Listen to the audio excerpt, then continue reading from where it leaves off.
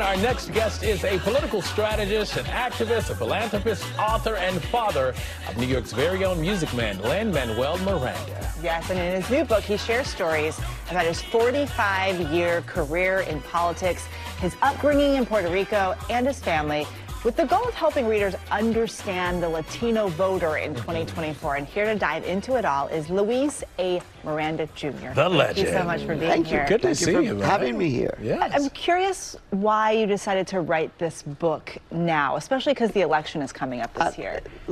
I was reading all of these new experts on the Latino vote, looked at two polls and wrote a column about the Latino votes. And my friend said, rather than complaining, why don't you then write something about your own experience in dealing with the Latino vote? And in doing that, I realized that everything that I have done, my family has been such an integral part of it. So they also became a protagonist of the story. And it ended up being a bit of an autobiography with lots of Latino politics. So what is your hope for the next generation?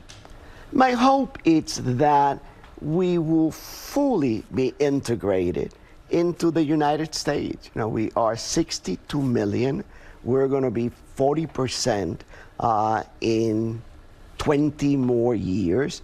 And as I say in my book, Relentless, we are the ones who are going to be paying Social Security probably for your kids, because we're going to be so many. So being accepted, being part of this society, as we have done with previous waves, it's key to the future of this country. Well, in talking about the Latino vote, oftentimes we look at it as like a block, but it's really not that simple. What is it that you want politicians to know about Latino voters? Exactly that. That is not a voting block. We are so used to define minorities, BIPOC, in this country in the black and white paradigm, that we don't realize that Latinos come from many countries. The reality, the political realities in our countries change from generation to generation.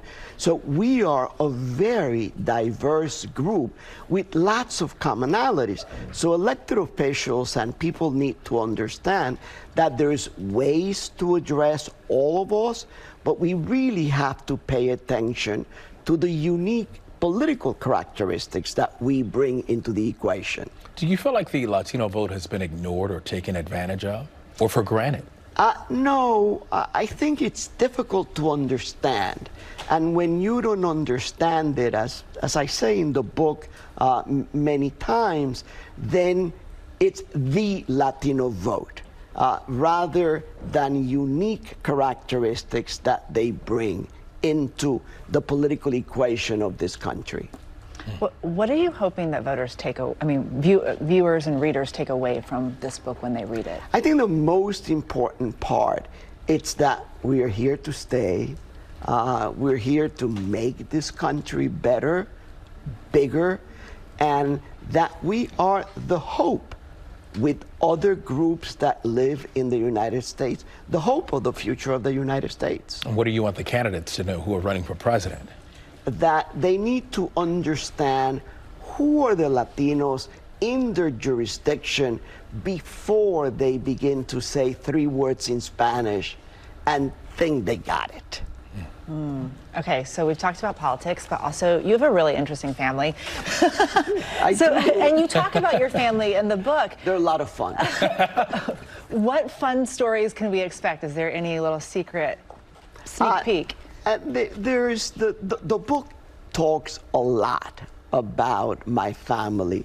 I tell a story of Lin-Manuel and my daughter. My daughter is the oldest. Of their personalities.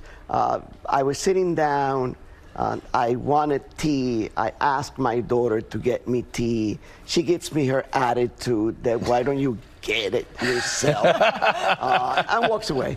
My son Lin-Manuel comes over, gives me a kiss on my head, says I love you, goes away, and never brings the tea. Oh, no. So it felt differently but the end result was the same. It's the same. Well, thank you so much for being on, man. We Thank you for appreciate it, having and me. all that you've done too. I mean, nearly 50 years. Wow. Thank you. You're welcome.